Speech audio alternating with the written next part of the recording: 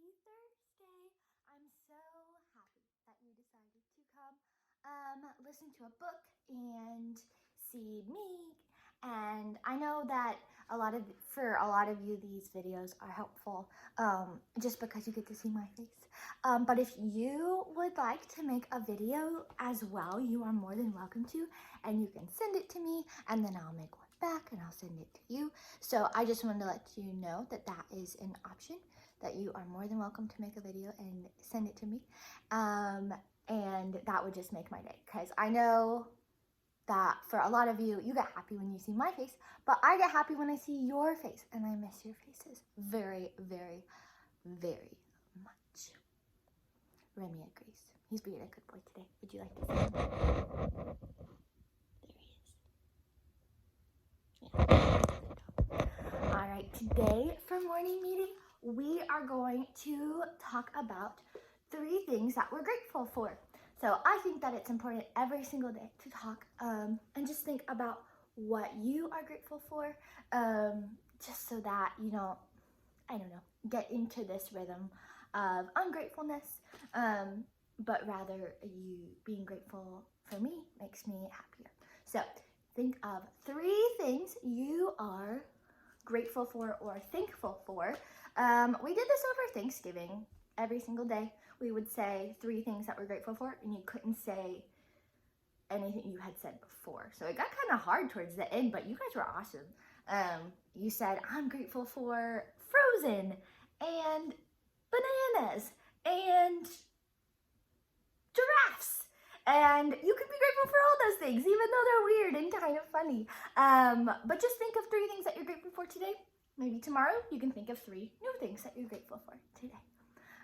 But for me, 3 things that I am grateful for is 1, I am grateful for the nurses and the doctors that are still working. Even though we stay at home, they don't stay at home. So today, if you want to, you can write a letter to thank them, and just tell them how thankful you are for them, because they're still working and they're working really, really hard. So I am grateful for doctors and nurses that are still working in the hospitals. I know some of your mommies and daddies are nurses and doctors too. So thank you if you are one of them. The second thing I am grateful for is my house. I like my house a lot. I hope you like your house a lot. But I think a lot of times we take it for granted where we live. Taking something for granted just means that you're not really grateful for it. You just kind of forget that you have it and forget that it's a good thing. So it's important to remember and be grateful for things that a lot of times we forget that it's a good thing. So my house is a good thing and I'm grateful for it. And the third thing that I am grateful for is I started, just like you, I planted seeds. And for some reason, it just makes me so happy to just look, here, hold on, to just look in there and see all the little sprouts. Oh my goodness, I will give you an update on this.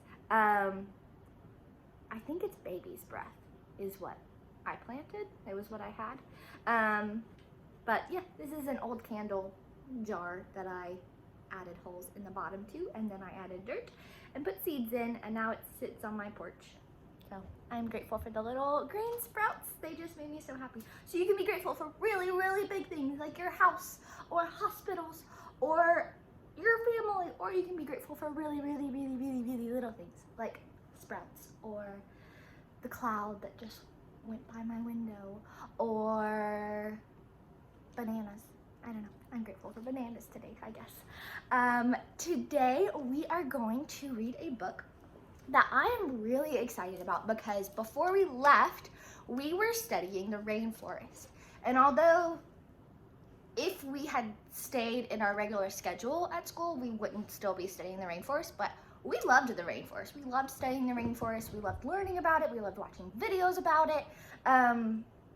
And so I figured it would be kind of cool to read a book about the rainforest. So I hope you're okay with that. This book is called Rainforest. And it is by, this covers it. Oh, it says it right here. Brenda Guberson is the author. And then the illustrator is Steve Jenkins.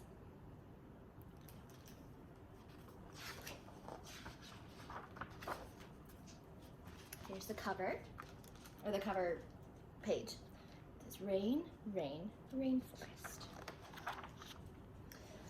Splitter, splat, splash. Rain gushes into the rainforest. It soaks the moss, drizzles off dangling vines, and thrums against slick, waxy leaves that serve as umbrellas for dozens of small creatures. 20 feet of rain can fall in a year. 20 feet of rain can fall in a year. And most of the time, the rainforest is squishy, like a swamp. In this deluge, every crevice and cup high in the trees overflows with water. Come here, Remy. Lay down. He said no. Kee-choo! A dangling snoth sneezes slowly. He has been asleep for 16 hours, but now stirs awake in the pounding rain. He is so wet that green algae grow in his fur. Moths live in the fur. Moths live in the sloth's fur and eat the algae. Hundreds of ticks, fleas, and beetles live there too. The sloth eats leaves. He chews and digests very slowly. Now protected from hungry jaguars by the thrum and splatter of the water, the sloth begins a slow journey to the forest floor, moving at just 6 feet a minute. So in 1 minute, he can only go 6 feet. He passes a bathing macaw as the rain trickles to a stop. This is so fun because we learned about all these animals before we left for school. Let's see what's next. A-roo-hoo-hoo. High above the sloth, howler monkeys roar in a noisy chorus and sip water that drips from the leaves. Near them, a plant called a tank bromeliad is flooded with almost a gallon of water. A salamander lives between the moist leaves. Oh, my thumb was covered. There's the salamander. Where its porous skin will not dry out. A mosquito buzzes in to lay eggs in the water. Then a tiny poison dart frog sees the pools in the bromeliad. Hop, hop, hop. The water signals her to start a journey too. She follows the sloth down to the forest floor. At the base of the tree, the sloth digs a hole with its stubby tail. Moths and beetles fly out of his fur and lay eggs in the droppings he leaves behind. When the larvae hatch in the droppings, they will have plenty to eat. As the sloth climbs back up, the rainwater turns to hot, muggy steam. Quack, crick, crick. Keel-billed toucans slide through the mist, looking for a dry hole in a tree. Finally, they find a cavity big enough to raise a chick. The forest has a housing shortage, and green parrots arrive to squabble over the space. Quack! The toucans swing long rainbow beaks up, down, and all around to keep the nests for themselves. Back on the forest floor, the poison dart frog hops over to the tadpoles she left there. Not much rain trickles this far down through the trees, but the little tadpoles have kept moist in a pile of wet leaves. The frog waits for one of them to wiggle onto her back. Then she carries it up the trees, past the dangling sloth, to the tank bromeliad. Splish! The shiny tadpole slips into a pool in the plant, and the frog lays 2 extra eggs for it to eat. Oh my goodness. A tarantula watches the frog but stays away. Bright colors that warn that this frog oozes poison.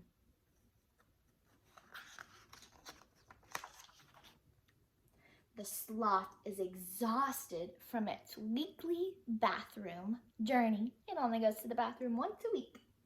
By sunset, he has already been asleep for hours. To save energy, his body temperature drops to the coolness of the night air. Nearby, a capuchin monkey and her baby sip rainwater, then curl up on a bed of moss. While they sleep, the forest fills with the sounds of night creatures. Sloop, a silky anteater, we learned about anteaters, slurps up thousands of ants. Flap, flap, a fruit bat bites a fig. An emerald tree boa thrusts its tongue to taste the air. Ooh, there's the boa. The air carries the taste of a mouse. Everywhere, night creatures with huge, bright eyes slither and slurp through the darkness. In the morning, the sloth moves to the wide open branches of a cecropia tree to bask in the sunlight. The little capuchin tries to follow, but an angry Azteca ants boil out of holes in the cecropia trunk. They attack with strong biting jaws and sprays of acid. Wow. The monkey quickly swings back to its mother. The ants raise aphids in the hollow parts of the tree. The aphids turn tree juices into a sugary honeydew that the ants eat. The ants keep all the intruders away from the tree, except the sloth. The sloth hardly notices the ant attack with all the moths, ticks, and beetles living in its thick fur. That's so interesting. The poison dart frog looks for other bromeliads for the rest of her tadpoles. There are none in the cecropia, but the tree next to it has 20 different kinds. There are also dozens of types of ants. The leafcutters use scissor-like jaws to slice up the leaves. In a wobbly line, they haul the heavy green chunks back to their underground nest. At the nest, the smallest leafcutters chop and chew the leaves to grow a fungus garden. Oh, we learned about this, didn't we? They grow a fungus garden. The colony has 4 million ants, all hungry for fungus. So do they eat the leaves that they cut down? No, remember they put it together with their spit and then the leaves grow a fungus and then they eat the fungus, right? We learned about that. The colony has 4 million ants, all hungry for fungus. Snip, carry, chop, chew. As the gardeners trim away leaves from the rainforest, more light shines in and more rain drizzles down to help the low plants grow. There is no rain in the rainforest for a few days. Some of the trees start to drop their leaves. The sloth moves to a branch with more shadows. The poison dart frog deposits more eggs for her tadpoles and then tucks her long limbs under her body to keep them moist. The bromeliad's pools are filling with leaves, drowned insects, droppings, and dust.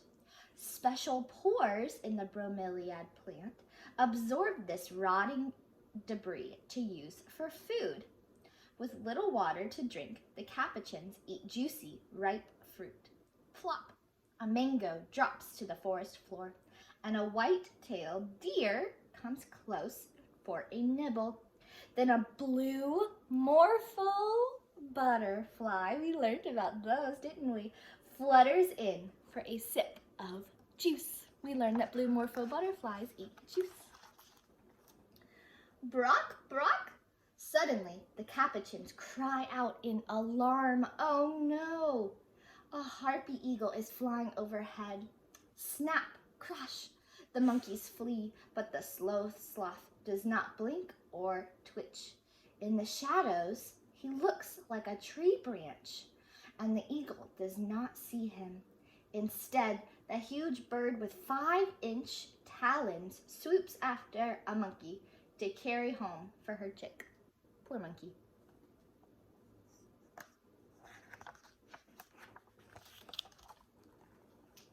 On a low branch, the capuchins gather with squeals and shrieks.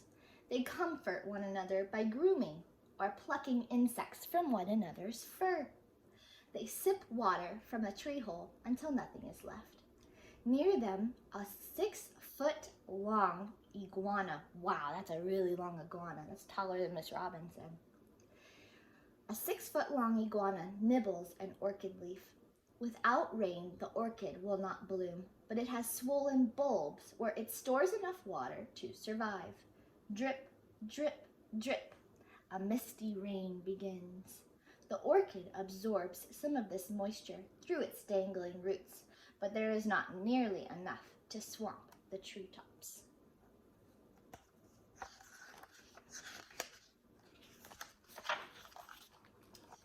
People. People come into the forest.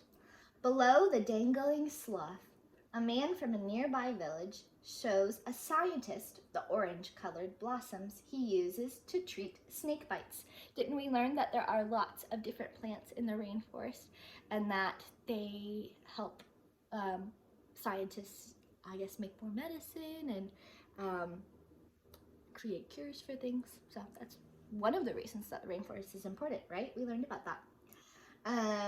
Then he points to the capuchins rubbing against a plant that makes a chemical that keeps insects away. That's so cool.